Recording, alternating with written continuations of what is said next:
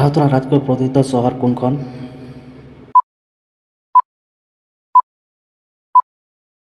উত্তৰ হ'ব গ পাটনা। কোনদিনা বিশ্ব ৰক্তদান দিৱস পালন কৰা হয়?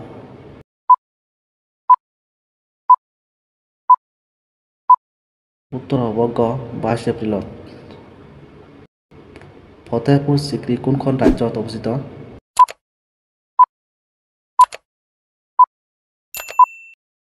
উত্তৰ হ'ব গ উত্তৰ প্ৰদেশত। ভাৰতৰ জাতীয় গছ কি?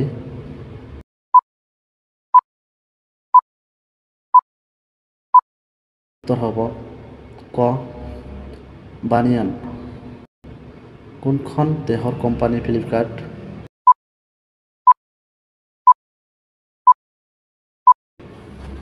উত্তৰ হ'ব ভাৰত দেশৰ। জাতীয় পতাকা কিমান ৰং আছে?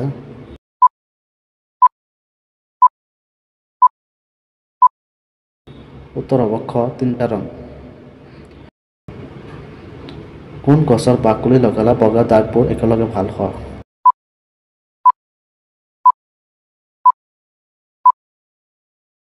উত্তৰ হ'ব বি বাঁহ। গাখীৰ উৎপাদনত ভাৰতৰ স্থিতি কি?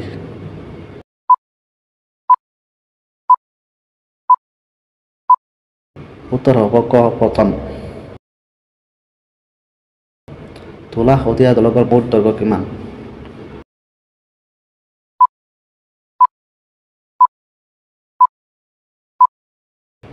উত্তৰ হ'ব গ 9.15 কিলোমিটাৰ।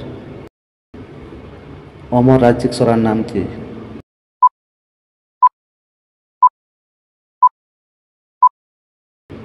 উত্তৰ হ'ব গ বগা পাখি থকা কাঠৰ হাঁহ। কোনটো বছৰত আনোৱাৰা টাইপৰ প্ৰথম আৰু একমাত্ৰ মহিলা মুখ্যমন্ত্ৰী আছিল?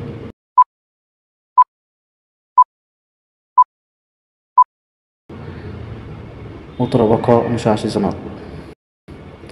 অসমৰ প্ৰথম ৰেলপথ স্থাপিত কোন চনত হৈছিল?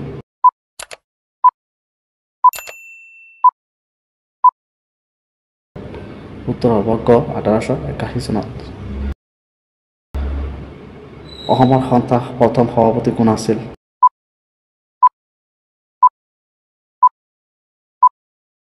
উত্তৰ হ'ব ঘ ৰাজা প্ৰভাত চন্দ্ৰ বৰুৱা। কোন বছৰত অসম সন্থা গঠন হৈছিল?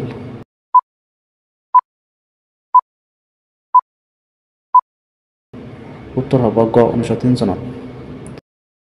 কোন বছৰত কছাৰী ৰাজ্যত ব্ৰিটিছ উন্নয়ন কৰিছিল?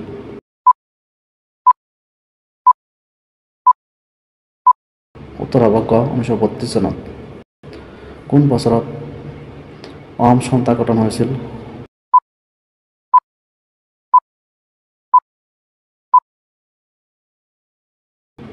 উত্তৰ হ'ব খ 1902 চনত। কোনখন চুতীয়া ৰাজ্যৰ প্ৰথম ৰাজধানী আছিল?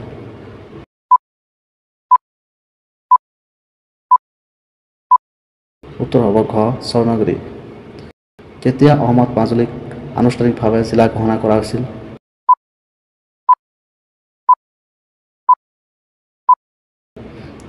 উত্তৰ হ'ব ক ছেপ্টেম্বৰ 2016 চনত।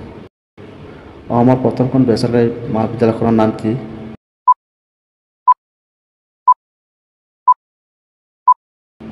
উত্তৰ হ'ব ঘ JB কলেজ যোৰহাট। কোনখন চহৰক অসমৰ সাংস্কৃতিক ৰাজধানী বুলি জনা যায়?